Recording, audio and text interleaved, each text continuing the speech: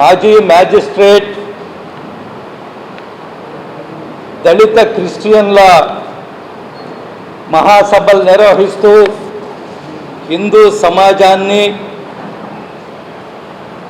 అదేవిధంగా యావత్ ప్రజల్ని విమర్శిస్తూ వారి మధ్య విభేదాలు సృష్టిస్తున్న జడా శ్రవణ్ కుమార్ని వెంటనే అరెస్ట్ చేయడము, తర్వాత ఆయన యొక్క సర్టిఫికేట్లు ఏవైతే ఉన్నాయో నిజంగా ఆయన లా చదివి మ్యాజిస్ట్రేటెడ్ అయ్యాడనే విషయాల్లో చాలా అనుమానం ఉంది.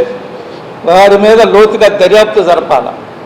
ఈ మధ్యకాలంలో సుప్రీంకోర్టు చీఫ్ జస్టిస్ కూడా చెప్పారు, చాలామంది ఫేక్ డిగ్రీలు తీసుకొని వచ్చి, దొంగ డిగ్రీలు తీసుకొని వచ్చి న్యాయస్థానాల్లో లాయర్లుగా ప్రాక్టీస్ చేస్తున్నారని.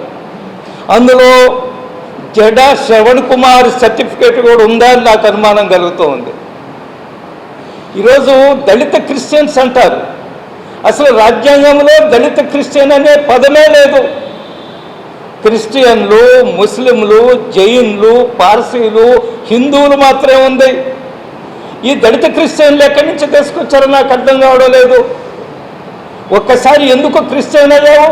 హిందూ మతంలో, హిందూ సమాజంలో అసమానతలు ఉన్నాయి, ఇక్కడ మాకు సరైన గౌరవం లేదు, మమ్మల్ని దేవాలయాల్లోకి ప్రవేశించనివ్వడం లేదు, మమ్మల్ని ఇళ్ళలోకి రానివ్వడం లేదని ఒక సాకు చెప్పి క్రిస్టియన్ మతంలో అందరూ సమానమే, ప్రపంచవ్యాప్తంగా ఈ క్రిస్టియన్ మతం ఉంది, ఎక్కడా వివక్ష లేదని చెప్పి మీరు క్రిస్టియన్గా మారారు. అది మీ ఇష్టము. కొన్ని సందర్భాల్లో ప్రలోభ పెట్టి మతం మారుస్తున్నారు, అదొక విషయం అయితే, కానీ స్వచ్ఛందంగా మీరు క్రిస్టియన్ మతంలోకి వెళ్ళిన తర్వాత మీరన్నీ వదిలేసుకున్నట్టే. కుల వ్యవస్థ ఎక్కడుంది? హిందూ సమాజంలోనే ఉంది.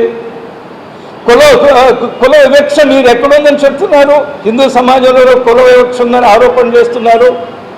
కాబట్టి మీరు ఇంకా నేను దళిత క్రిస్టియన్ని అని క్లెయిమ్ చేసుకున్న హక్కు మీకు ఎక్కడది? అసలు ఏ విధంగా మీకు హక్కు ఉంది?